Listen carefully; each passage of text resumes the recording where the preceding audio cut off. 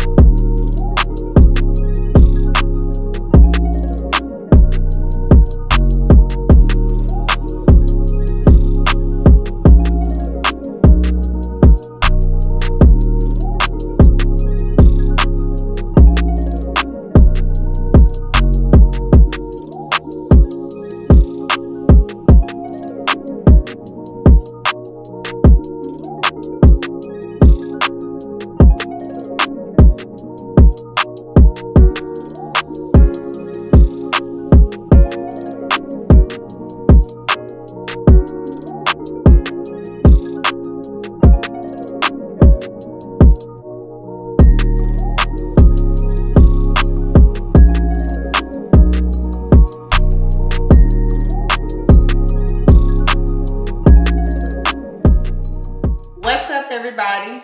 Welcome back. I appreciate you for clicking on my video to check out Cooking in My Way with your girl Shay. So on today's menu, we're going to be serving up my hearty meatloaf, mashed potatoes, and fresh green beans.